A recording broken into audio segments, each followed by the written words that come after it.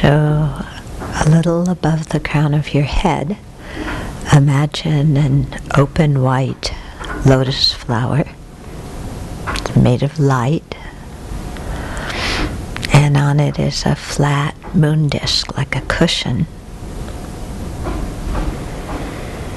And on top of that is seated Vajrasattva. And his body is made completely of white light. And he's adorned with very beautiful jeweled ornaments. Wears clothes of celestial silk.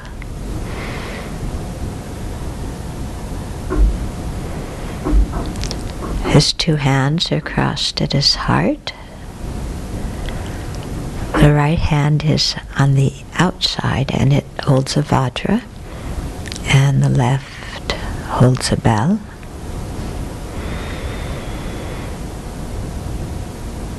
And inside his body is a flat moon disk, horizontal. And at the center of that is the seed syllable Hum, standing upright. You can imagine H-U-M. And around the edge of the mantra, also standing upright, are the syllables of Vajrasattva's 100-syllable mantra. They're standing clockwise around the edge.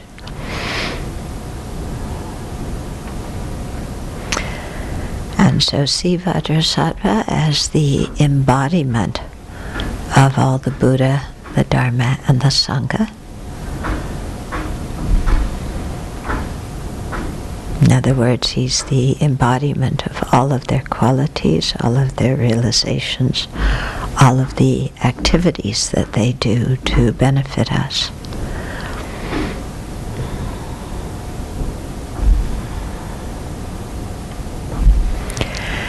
And seated around us are all sentient beings. Think of them in human form, as far as the eye can see.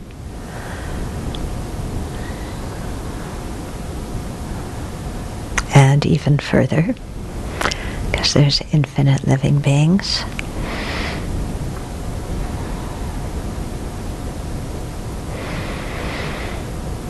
And then as we recite the verse of taking refuge and generating bodhicitta, imagine that you're leading all the sentient beings in turning to the Buddha, Dharma, and Sangha for spiritual direction. And that not only you, but also they are generating this altruistic intention to attain full enlightenment in order to have the qualities and skills necessary to be of the greatest benefit to all beings.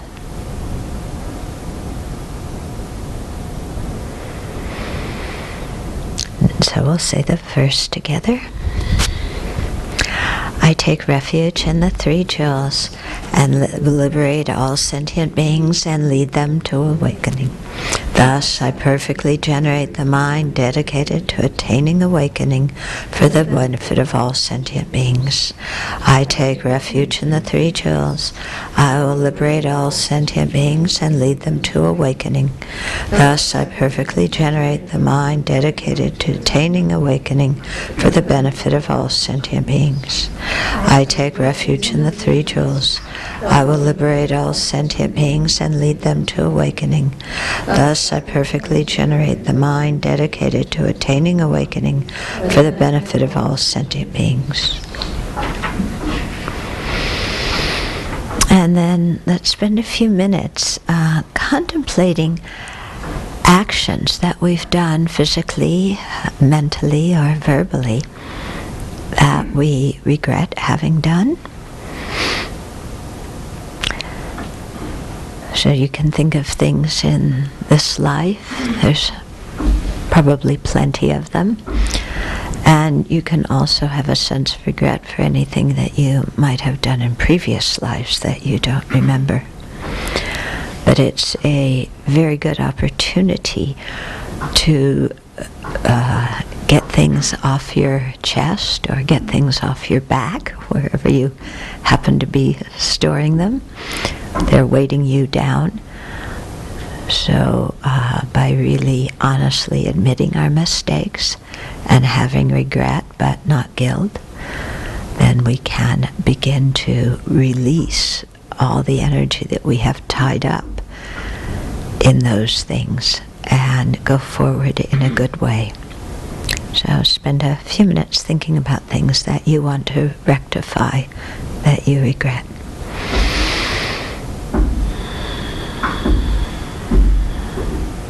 And as you do so, generate a very strong wish to be free from the suffering that, having done those actions, will occur to you.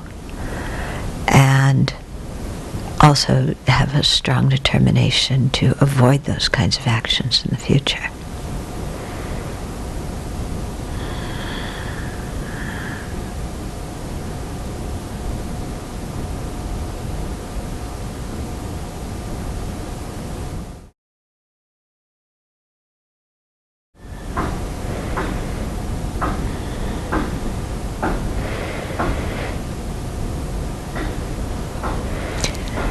Then seeing Vajrasattva as the union of the wisdom of wisdom and compassion of all the Buddhas, and as your own wisdom and compassion in their fully developed form, then we're going to make a request to them to help us clear away this negative karma. So we'll recite together. O Bhagavan Vajrasattva, please clear away all negative karma and obscurations of myself and all living beings, and purify all degenerated and broken commitments.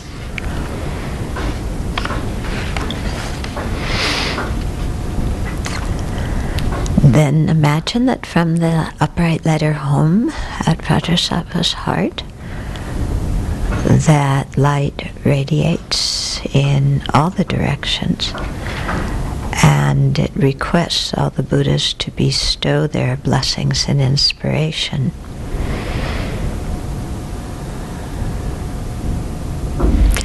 And the Buddhas accept the request and respond by radiating white light and nectar, the essence of which is the excellent qualities of their body, speech, and mind. And this light and nectar of all the Buddhas absorbs into the Hum and the mantra letters at Vajrasattva's heart.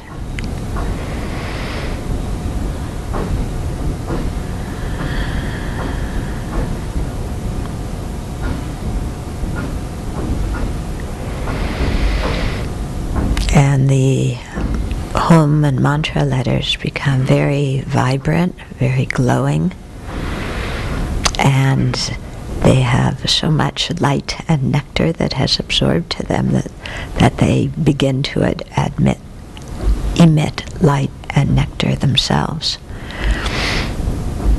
And that light and nectar fills Vajrasattva's whole body completely, enhancing the magnificence of his appearance and increasing the brilliance of the mantra.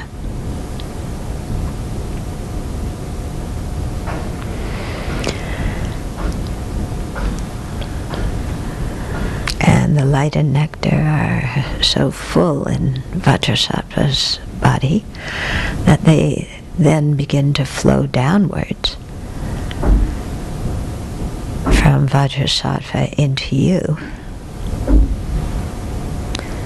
So the light and nectar streams from the Hum and mantra letters of Vajrasattva's heart down through their body into you, and there they completely fill every cell of your body and mind with this light and nectar. And since the nature of the light and nectar is Vajrasattva's wisdom, compassion, and bliss, then your entire body becomes filled with wisdom, compassion, and bliss, as it's filled with this very brilliant light and nectar. So focus on that. And you yourself are so filled with light and nectar that there's no space inside of you for the negative karmas, for any kind of harmful attitudes or disturbing emotions. All of that stuff's completely overpowered by the bliss and wisdom and compassion of this light and nectar from Vajrasattva flowing into you.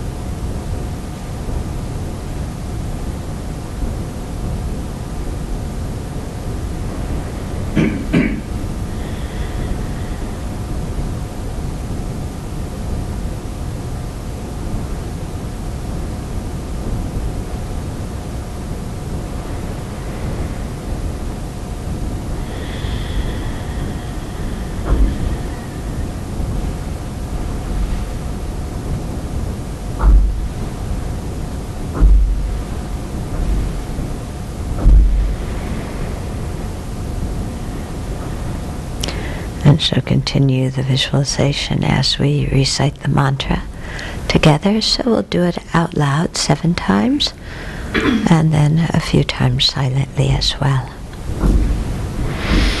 Om Vajrasattva Samaya Manipalaya Vajrasattva Dinapatita Dida Mebawa Sutakaya Mebawa Supakaya Mebawa Anurata Mebawa Sarasati Membayatsa Sarakama Sutsame Sita Shankar Hung Ha Ho Bhagawan Sarvatatagata Vajramame Mutsa Vajrabawa Ma Samaya Sattva Hom Pe Om Vajrasattva Samaya Manipalaya Vajrasattva Dinapatita Dida Mebawa Sutakaya Mebawa Supakaya Mebawa Anirata Mebawa Sarvasiti Membayatsa Sarakama Satsame Sita Shankar Hung Ha Ho Bhagawan Sarvatatagata Vajramame Mutsa Vajrabawa Ma Samaya Sattva Hom Pe Om Vajrasattva Samaya Manipalaya Vajrasattva Dinapatita Dida Mebawa Sutakaya Mebawa Supakaya Mebawa Anirata Mebawa Sarvasiti Membayatsa Sarakama Satsame Sita Shankar Hung Ha Ho Bhagawan Sarvatatagata Vajramame Mutsa Vajrabawa Ma Samaya Sattva Hom Pe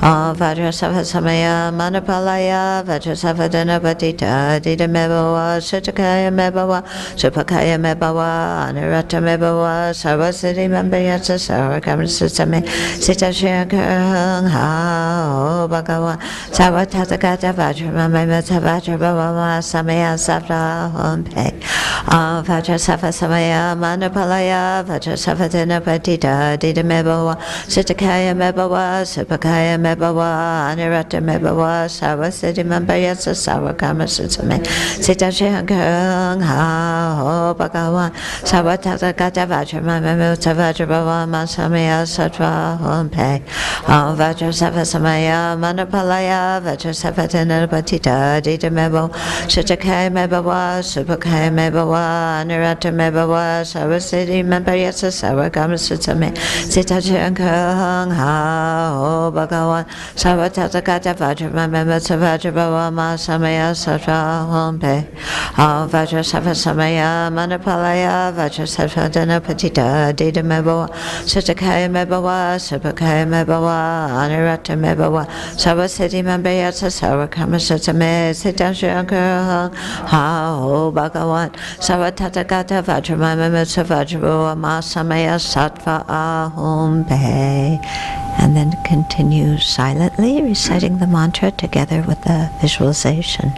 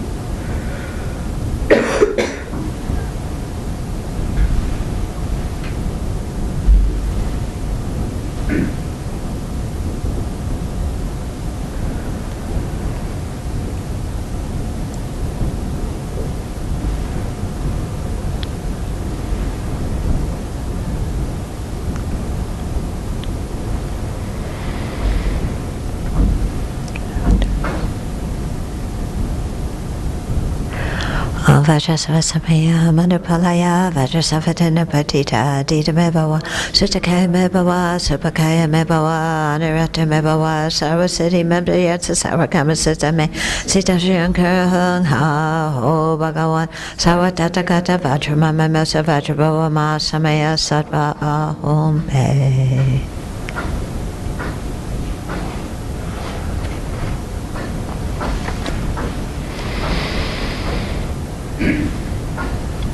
And then let's express to Vajrasattva our future intention, our determination to steer ourselves on a constructive path.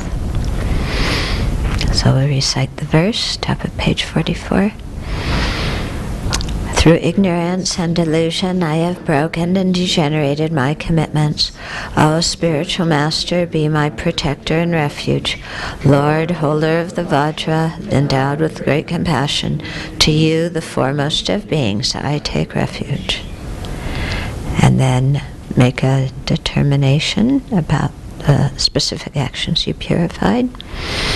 I shall do my best not to do these destructive actions again in the future. And so really feel the strength of that determination inside of yourself.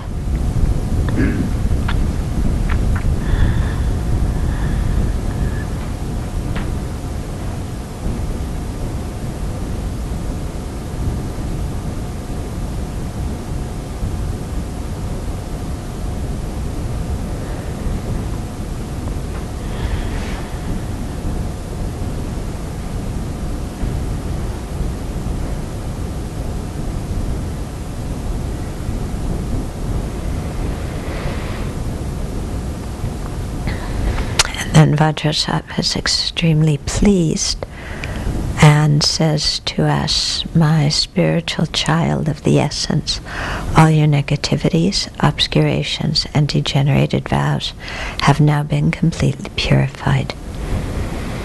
And so really feel that. Whatever it was that you purified, it is gone. It's finished. So really feel the absence of that thing weighting you down. Feel the lightness that comes from purifying.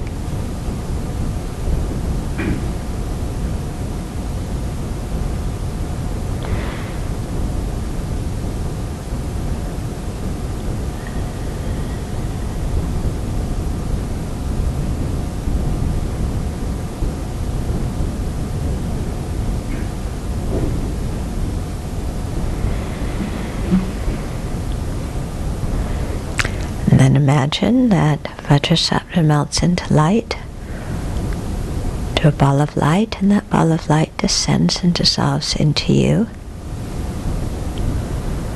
And then think that your body, speech, and mind become inseparable with Vajrasattva's holy body, speech, and mind. And concentrate on that.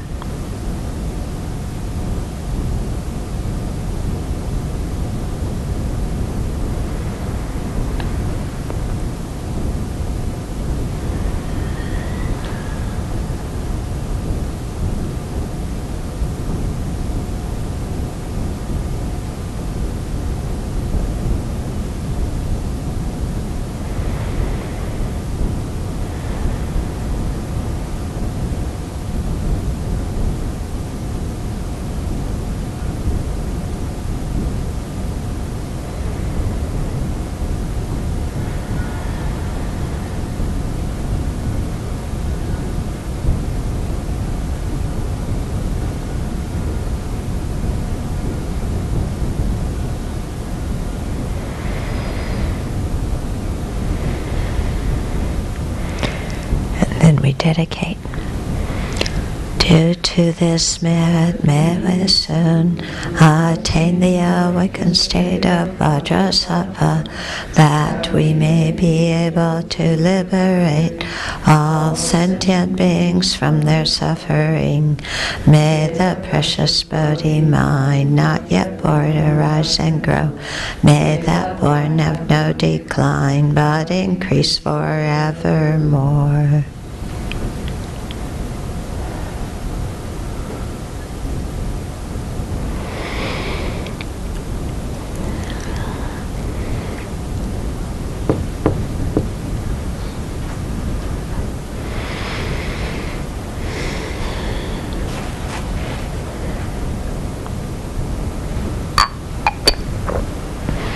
So I wanted to lead you through the practice once before beginning the explanation of it. And what you're getting here this weekend is just the tip of the iceberg.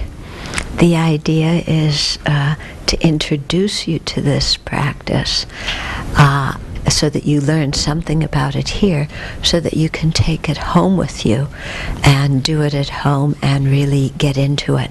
Because as with all Dharma practices, it takes repetition and it takes energy, and we have to really do something over a period of time to begin to understand it deeply. So this is, like I said, just the tip of the iceberg. The Vajrasattva practice is a very popular one in all of the Tibetan traditions, because it's a practice that people do very often at the relative beginning of their practice. For Westerners, we usually do some more Lam Rim first before we get involved in Vajrasattva, because we didn't grow up thinking of all these deities, and so it takes us a little bit longer to, and we didn't also grow up with the Buddhist worldview, so we have to get that ingrained in our mind and continue to develop that view and that understanding even while we do the Vajrasattva practice. But the one reason it's so popular is because it's explicitly for purification. And considering that we've spent since beginningless time creating negativities, we have a little bit to purify. Yeah. If you don't think you have anything to purify, then ask yourself why you are suffering. Yeah. Ask yourself, why do I get unhappy? Why am I miserable? Why do I get depressed? Why am I dissatisfied? Why am I lonely?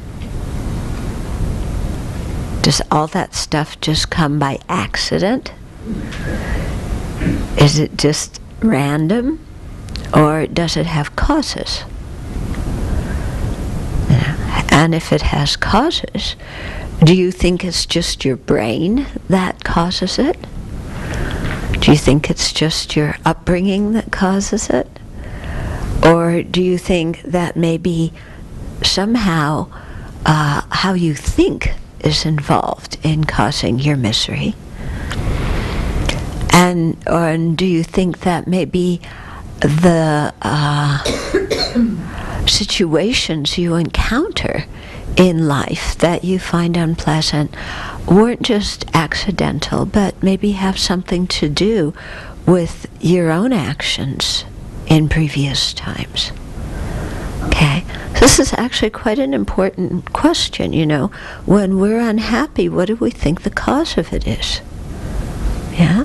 And if we think the cause is our present environment and how people are treating us, then, of course, we go about trying to change the present environment and the people in it. And we're never successful with that, are we? Never successful. Okay? If we look closely at our own mental functionings, we may discover that our unhappiness also comes from within inside of us. Maybe it's connected with our previous actions. Maybe it's connected with the way we think. Yeah? And if that's the case, then if we want to dispel it, we have to purify our own mind. The thing is that sometimes we are so stuck in the view that my unhappiness is from the external situation and the people in it, that we become like dogs with fleas. Okay? A dog who has fleas crawling all over him is very uncomfortable. He gets up and he walks somewhere else and lies down because he thinks that the fleas were just in the place he was. And when he moves somewhere else, that new place doesn't have fleas. What happens? The poor dog is still beset by fleas, is still scratching. And he picks himself up from that place and he goes someplace else, thinking that all his itchiness will stop. But the fleas come with him there too. And so this poor dog can travel all around the entire world, in every realm of existence, and his fleas come with him. Until he understands that the suffering is due to his own fleas, he's not going to be happy, is he? He's just going to spend a lot of time moving from here to there to the next place. Yeah, giving his fleas travel vouchers to come with him everywhere. Yeah? So we're the same way, aren't we? You know, when we think our problems are due to the environment we're in, to the people that we're nearby, then we want to change the environment, we want to change those people. So we either try and change them and get them to do what we want them to do, or we pick up and we, like the dog, move somewhere else, thinking, I'm leaving those fleas behind. But the thing was that our problems weren't due to the people and the situation. They're due to our own karma, our own afflicted mental state. So the same unhappiness comes with us, doesn't it? You know, when you live long enough, you see this, don't you, from your own experience? Have you seen this from your own experience? Yeah? That if you have a problem with anger, it doesn't matter where you go, you will meet people that are obnoxious, that are worthy and deserving of your anger. It's true, isn't it? If we have anger within us, everywhere we go, we will not like what other people are doing and will be angry and upset about it. Yeah? If we have jealousy within us, everywhere we go, it will seem that people are better than we are, have more than we are better treated than we are, that we're always getting discriminated against, that nobody listens to us, that we're always on the low rung of the ladder, mistreated. As long as we have jealousy everywhere we go, that's how the situation's going to appear to us, isn't it? Yeah? If we have a lot of desire and greed, everywhere we go, we're not going to have enough. No matter how much we get, whether it's material goods, whether it's money, whether it's praise, or appreciation, or love. Yeah, whatever it is we're greedy and attached to, no matter where we go, we're never going to get enough of it. Yeah? So, you know, we have to work with our own afflicted mind, and the result of our own afflicted mind is the actions we do. So we've done lots of actions in the past with our body, speech, and mind, and then those actions leave karmic imprints, or latencies, we can say, karmic seeds, they sometimes say, on the mind stream, and then that influences what situations we encounter, who we're born as, what we encounter, how we perceive things.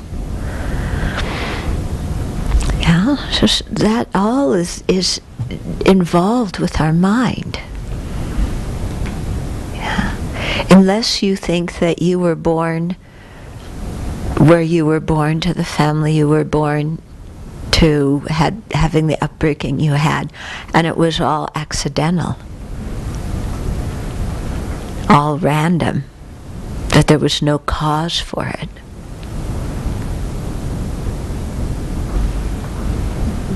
Yeah? I mean, many of us grew up with that view. Oh, there's no cause, I just find myself here. Yeah, I'm just here, there's no cause.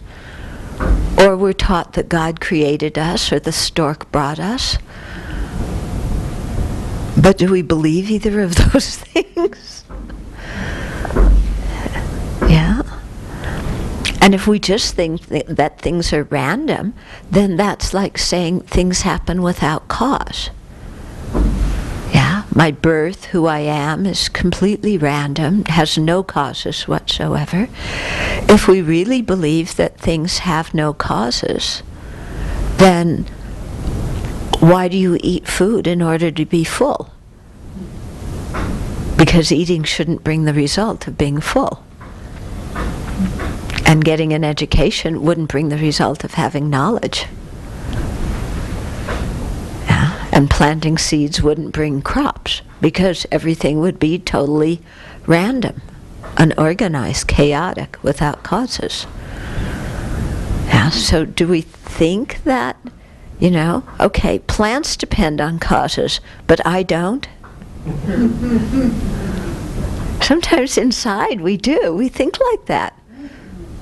Yeah? But then we have to ask ourselves, is that a correct view? Does it really make sense? Yeah? Everything else around me has causes. But I am independent and just happen to exist here because of no reason at all. And to boot, I'm in control. Yeah, there's a self that is in control, that is going to make this environment succumb to my will. Okay? Has that ever happened?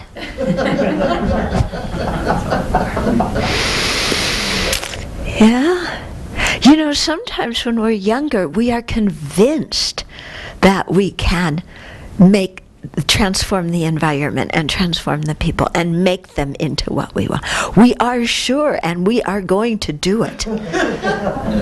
Yeah? And then some people grow old still believing that. Yeah, and then they really have problems. If you keep growing old and still believing that you're going to be able to control everything, then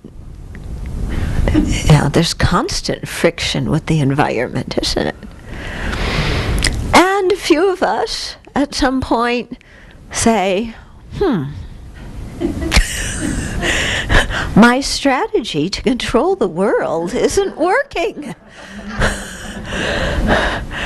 Yeah, I want to control the world and it's not working. Huh? So then, we go to all sorts of self-help courses that are going to give us new skills so that we can learn how to control other people. Or if you're really desperate, you get an AK-47 because all the gun advertisements are saying you are in control if you have this. This is how they advertise guns. This gives you control and power. Everybody will succumb to you. So you go out and get a gun, and you think that's going to give you control. Actually, you're being controlled by your own ignorance and anger, but you don't realize it. And then some people get to the point where they go, oh, maybe I can't control the external world. Maybe some of my unhappiness is due to me. Maybe instead of looking outward, I need to look inward and try and change what's in here. And so when we get to that point, then the Dharma really starts to make sense to us. Yeah. And we really see that, oh, if I change my mind, if I purify my mind, then the happiness that I've wanted can come. Not because I've changed everybody and everything else, but because I've changed me. Okay, and so this is where Vajrasattva practice fits in, because through this practice we start purifying the karmic imprints of negative actions that we've done in previous lives. And we also start to purify mental and emotional, verbal and physical habits that we have that are the things that are actually creating our misery to start with. Yeah. So when we, at the beginning of the practice, when we're turning to Vajrasattva to take refuge, it's with that kind of attitude. Yeah. That kind of attitude of, I need help.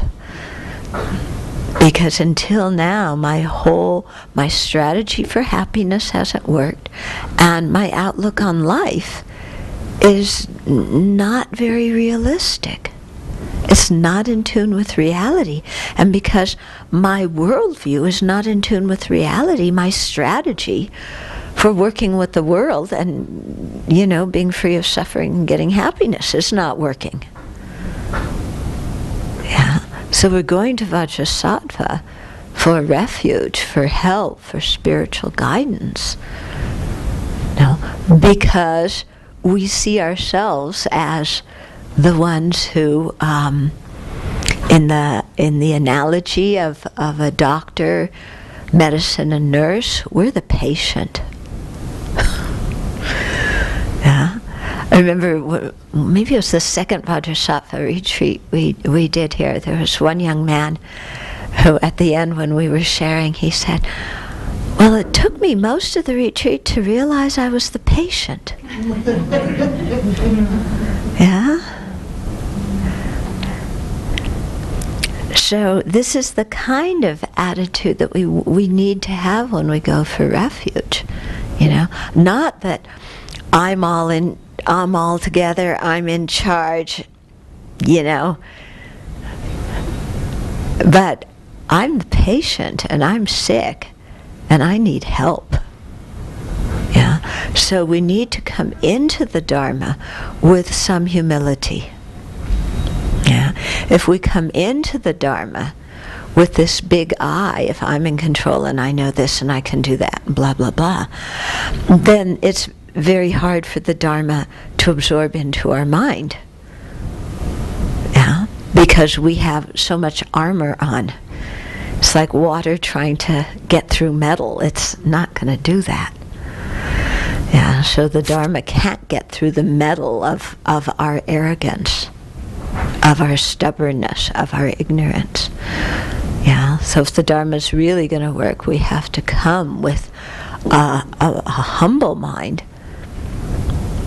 saying, I'm doing my best, but I need help. Okay, so why do we go to Vajrasattva for refuge? Yeah, why not go to God for refuge? Why not go to Mickey Mouse for refuge? Yeah, why not go to the president for refuge?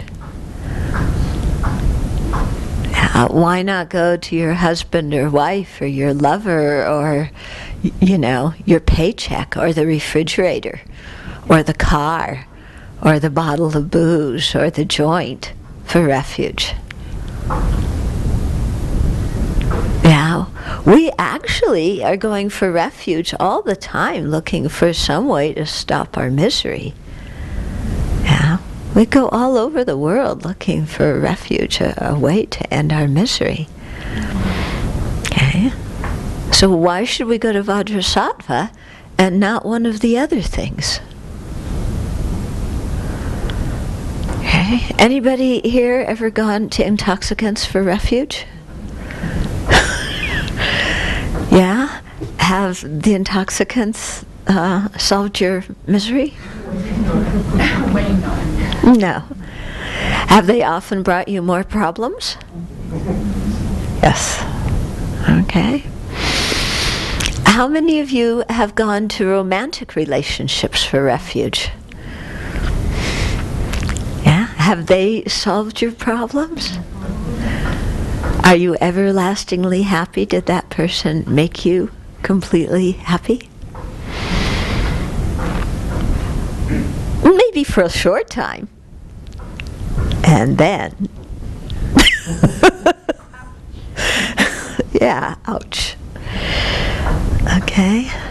How many of you went to your paycheck and your work and being an autonomous, look at my career, I can manage my career and do what I want? Did that bring you happiness? A little bit. And then what happened? You want to go back and do it some more? No. Why not, if it brought you happiness? If it brought you happiness, then the more you do it, the happier you would be. That way. Okay. How about, New Age spiritual practices? Anybody do that? Crystals, tarot cards, who knows what. Did that do it? Yeah. What about the religion you grew up in? Did that bring you everlasting happiness? Did Jesus save you? Over and over and over. Poor Jesus, you're making him work so hard. Yeah. If they had worked, we wouldn't be here. If we would, yes, if it worked, we wouldn't be here. Okay. So, are we looking at Vajrasattva as a substitute for Jesus? That Jesus didn't save us, but now Vajrasattva is going to swoop down and carry us off to the Pure Land, after one retreat. Or maybe because we're exceptionally smart disciples, after just a few meditation sessions. We'll get carried off to Vajrasattva's Pure Land and live happily ever after. Yeah? Are we coming to Vajrasattva with that same kind of expectation? Are we sitting here going, Vajrasattva, please liberate me? I'm going to have a cup of tea. While you're busy liberating me, I'm going to have a cup of tea. While you're blessing and inspiring me, I'm going to eat donuts. Yeah? Well, the thing is, Vajrasattva is not omnipotent. Yeah, they say that the power of a Buddha and the power of our karma are equally strong. Okay? Vajrasattva cannot just squash our karma, take it all away, and transport us to La La Land. Yeah? Because again, if Vajrasattva was omnipotent, then could have done that before. Could you repeat what you said? Okay. That the strength of our karma and Vajrasattva's enlightening activities, are kind of at the same level. In other words, the point of this is that Vajrasattva cannot, the Buddha's enlightening activities cannot just pull our negative karma out of our mind stream like you pull a thorn out of your foot or you pull a nail out of a board. Yeah, and Vajrasattva cannot transfer his realizations into us in the same way that you pour water into an empty vase. Yeah. Okay. But the way Vajrasattva helps us is by teaching. Okay, by teaching us, guiding us, encouraging us. But we have to do the work. Yeah, we have to do the work. And because we're the ones who create our karma. We're the ones who create our constructive and destructive karma, not other people. So we can hire people to wash our dishes. We can hire people to shovel our snow. We can't hire people to purify our mind. We can't hire people to eat for us so that we'll be full, or sleep for us so that we'll be well rested. It will be becoming the new technology, Venerable. Yeah. Actually, I would love to hire somebody to sleep for me so I didn't need to do it. But somebody else would sleep and I would just be refreshed all the time and could do everything I wanted and never get tired. I'll sleep for you. Yeah. But the problem is, if you sleep for me, I still get tired. Yeah? So it's the same way. We all have to be responsible for our own selves. So Vajrasattva is one who really guides and inspires us and teaches us and encourages us how to be responsible for ourselves. Yeah. And when we're responsible for ourselves, then we really can start moving forward. Yeah. When we always put ourselves in the victim mentality that somebody else is responsible for my misery, then we are giving away our own power. Yeah, we're making ourselves powerless. Okay? So when we're turning to Vajrasattva for refuge, we're essentially saying, teach me, guide me, inspire me, help me to transform my mind. Okay. And when we say that, then we need to be open to what Vajrasattva teaches and encourages us to do, and their inspiration and everything. If we say, Vajrasattva, please teach me, but when we go to Dharma teachings, our mind is consistently going, I don't think that's right. That doesn't sound right. That's stupid. Then it's very difficult for Vajrasattva to really influence us in a positive way. That doesn't mean we just accept the teachings on blind faith, because that doesn't work. Yeah, accepting the teachings, oh, my teacher said that, oh, the Buddha said that, that's only very superficial. If we want the Dharma to go in, we really need to think about it and understand it and make it our own and bring it into our own heart. So we need to be intelligent and think about the teachings and examine the teachings. But to think about the teachings and examine them, we need to have a fresh, open mind when we listen to them. Because if our mind is cluttered with cynicism, or anger, or who knows what, then we can't even hear the teachings. Yeah? And we've seen that sometimes in ourselves, haven't we? Yeah? Have you sometimes gone to a teaching and watched your mind sit there the whole time going, I don't like that. I don't think that's right. This is stupid. What kind of foolishness is this? Yeah? I've done that. Anybody else here done that? Or been at a teaching and just been so angry. Why do I have to sit here? This teaching is too long. Why don't we have interactive teachings? Why is the teacher giving a lecture? Don't they have any modern teaching techniques? Lecture is so old-fashioned. I need, interactive methods that get me involved because I'm a kinesthetic learner. And, and I'm just tired of sitting here and why? This teacher's never gone to graduate school to learn about education techniques, and they're not meeting my needs. Have you ever sat through a Dharma talk with that kind of mind? I have. Yeah. This is so old-fashioned. Yeah. So, we can see when we look at our mind, is my mind open to even hearing the teachings? Or the whole time I'm at teaching, is my mind going if, and but? Or more specifically, yes, but. Or maybe more accurately, no, and.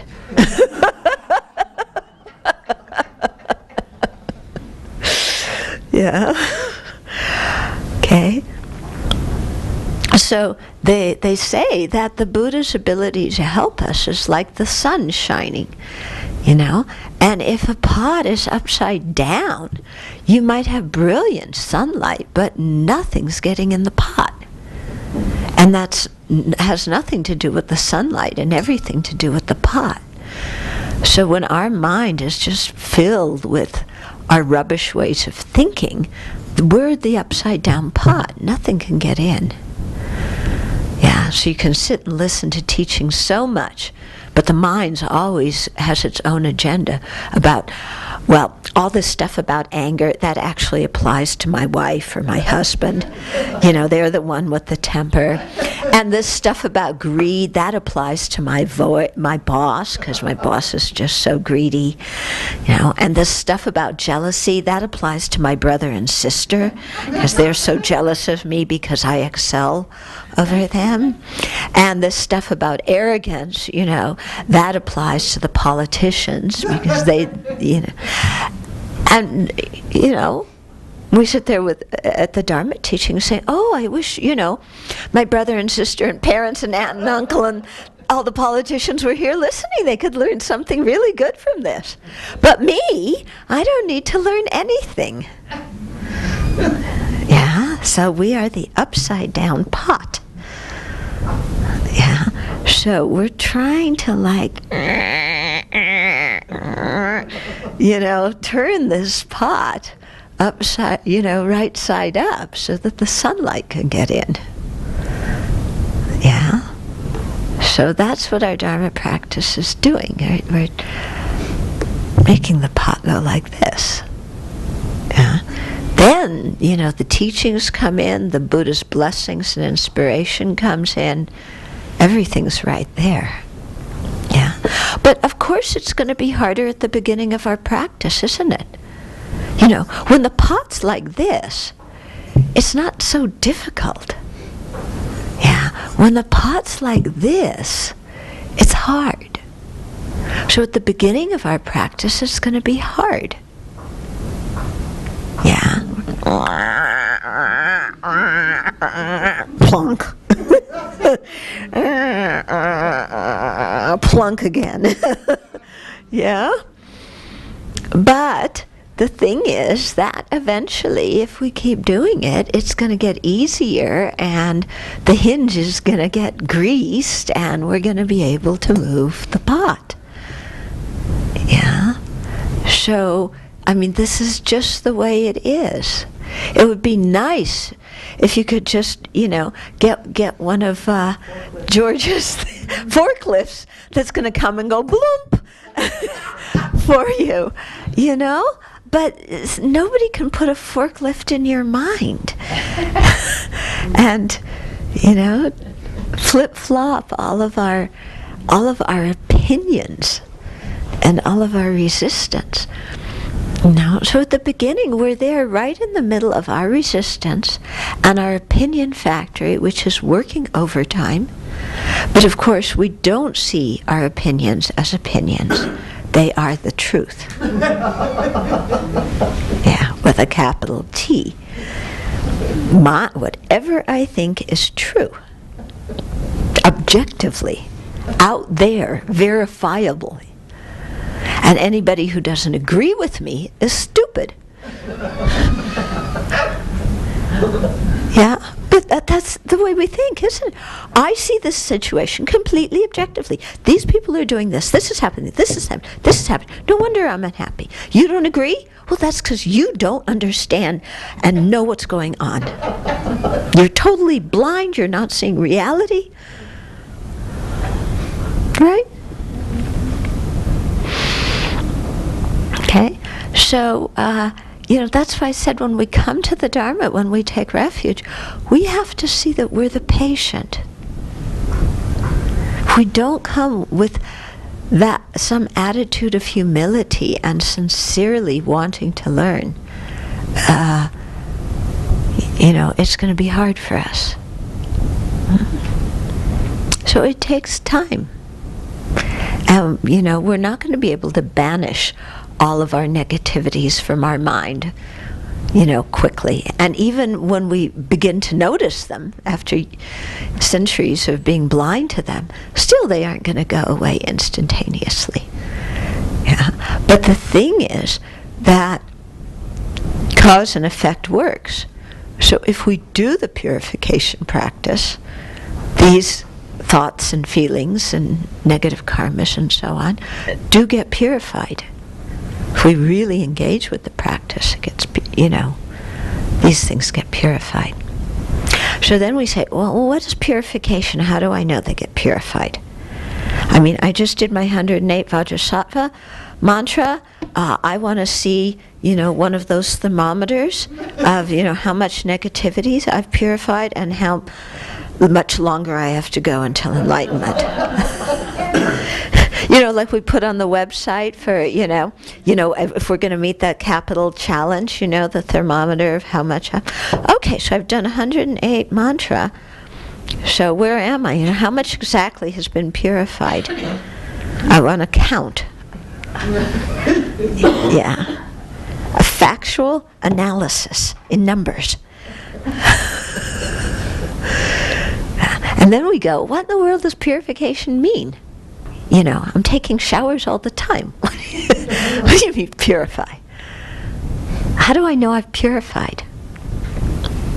Yeah, is Vajrasattva suddenly going to come and go, my child, you are purified?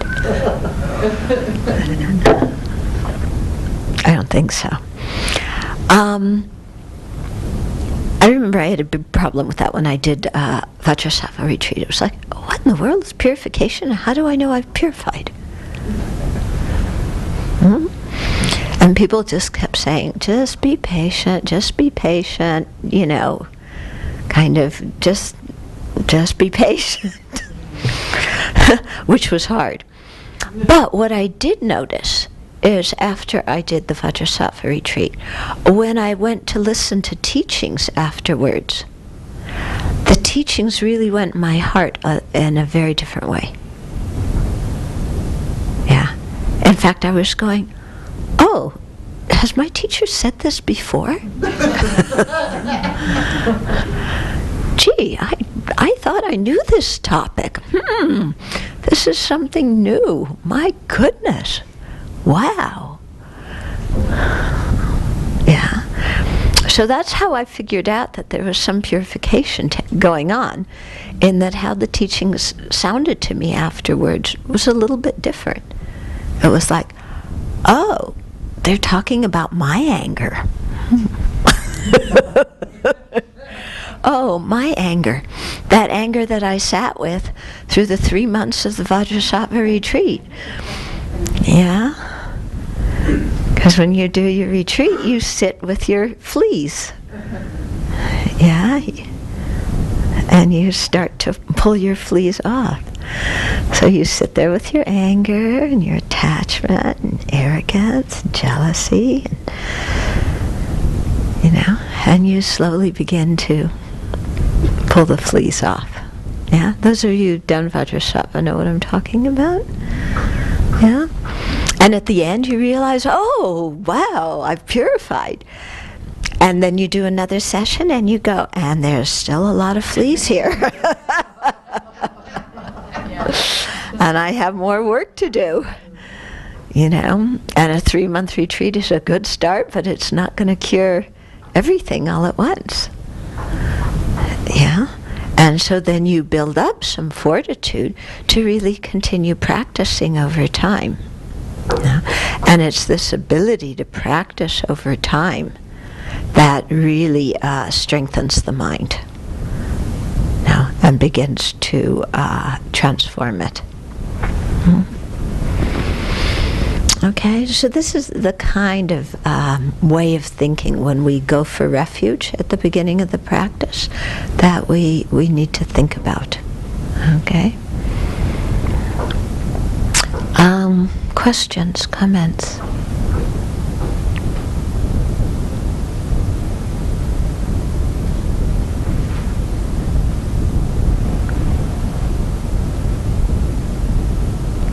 Everybody understood everything and thinks it's okay? Yes. I wanted to share my little epiphany, I think, with the Vajrasattva practice. I think it was the second retreat that we did here in 2005. I was taking care of some horses down at our neighbor's house. They'd gone away during the retreat, and I'd asked Venerable if I could do it because they were kind of in a pinch, so I was feeding their animals. And there was one in particular who was quite unpredictable.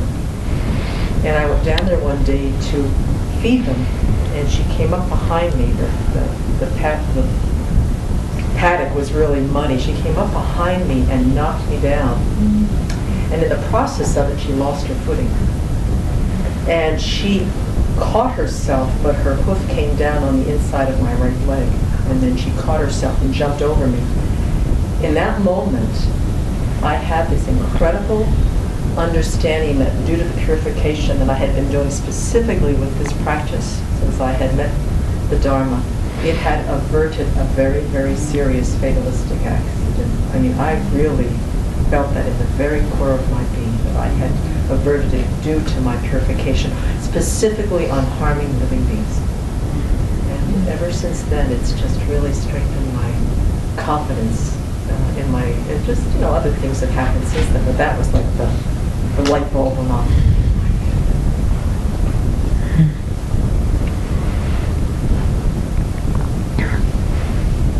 Do you want to tell them what you told me yesterday? So I went to India and listened to His Holiness teach for 2 weeks, and then Ruby and I went on pilgrimage, and the driver was taking us around, and as we were going down a highway very fast, Ruby and I were doing mantra in the back seat, and the motorcycle tried to come across the highway sideways, and the driver saw and he swerved, and then we hit a big utility vehicle, a big yellow something that was parked there. And it was very clear to me that if we had not have been doing, I think if we hadn't been on pilgrimage, if we hadn't heard the teachings, and if we hadn't have been saying mantra, I think we would have died. So I really felt the protection of all the practice. Very strong.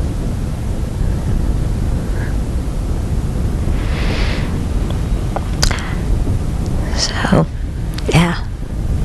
It's hard to know exactly how purification manifests. Yeah, but we can see it. Yeah. I just traveled here, and one of the things was Vajrasattva, and I had been doing Vajrasattva. Things around me seemed to be going wrong and blowing up in my face. And I'm doing Vajrasattva. And Yes. It's like, why? Oh, okay. I'm doing the right I'm purifying, so all the dirt should just magically go away without me having to even look at it. And here I just realized that it did work because I'm here. Yeah. Yeah. It does work. Yeah. But also, when you clean a room, do you see the dirt? To vacuum the room, to sweep the floor, to dust, you have to see the dirt.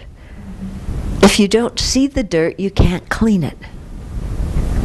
Okay, so we see the negativities in our mind. Things don't go right.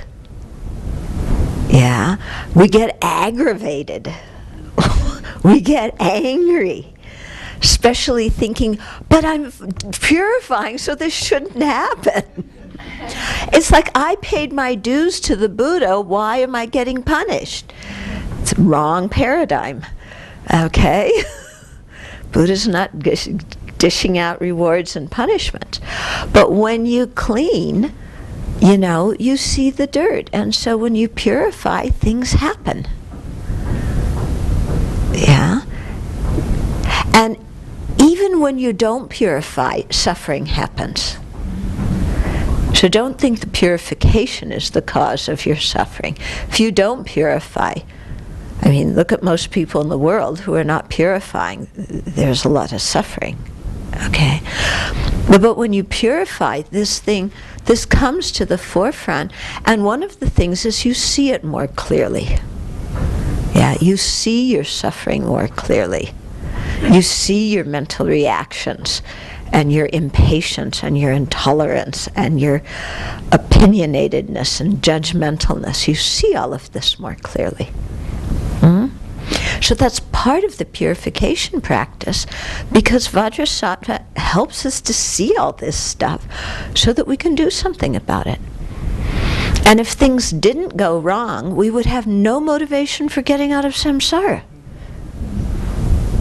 If everything went right, we would go, oh, samsara, pretty nice place. Yeah, as we continue to get born and die again and again. Yeah. But when we have difficulties, it reminds us, oh, this is why I'm practicing Dharma. Yeah? Because my misery doesn't come out of nowhere. It comes from my own negative karma. It originates in my own mind. Yeah. And so then you begin to see all these things that go wrong as something to practice with. You know, every morning we wake up and we think, oh, you know, problem-free day. Or sometimes we go to the other thing of, oh, I hate being here and the day is full of problems. But the thing is, you know, it's like we never really know what's going to happen during the day, what's going to, you know, what's going to occur. So different things happen. If our mind makes them into problems, then we say, oh, this is something to work with. If our mind makes them into something we get attached to, oh, this is something to work with. So whatever our life experience is, that is the field of our practice. Yeah? People scowl at us, people call us names, people accuse us of doing something that we haven't done. Yeah. People look at us cross-eyed, and we get furious. You know, all these things are the situations that we practice with. It's not that first I have to get rid of all these troublesome people around me and all this stinky situation around me, and then I can really practice the Dharma. When are you going to get rid of all of that? You know, all of that is the field that we practice with. Yeah. If you've ever had to construct a building, anybody here ever had to construct a building? It's glorious fun, isn't it? You know, because when you construct, everything is going wrong all the time. You know, all these things that you didn't count on happen, and this needs to be changed, and that needs to be altered, and then, you know, to boot, when you don't have all the money for the building, then there's a whole other set of problems. And this is how you practice. This is just the field of your practice. Because without that, you know, nothing's going to magically appear and be perfection. So whatever we're doing in our life, whatever happens in our life, that's what we bring Dharma to. Not that we try and get rid of all those things so we can go off and practice the Dharma.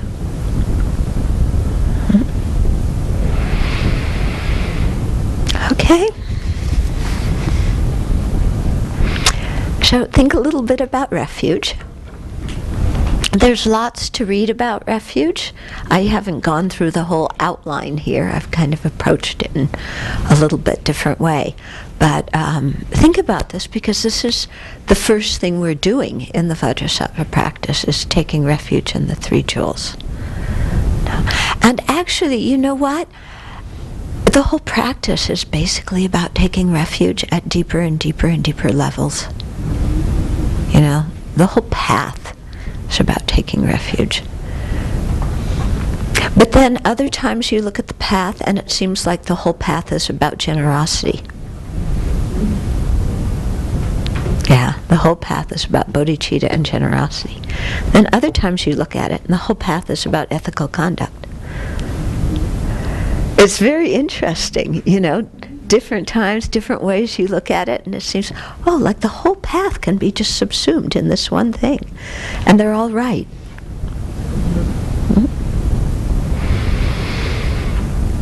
Okay. So in your next session, I think because there's many new people, then somebody will lead you through the Vajrasattva practice. Maybe teach them the mantra. Yeah? And and then in the future days, in the 11 o'clock practice, then you'll lead yourself through the practice so that you get some experience doing that. But today somebody will lead you.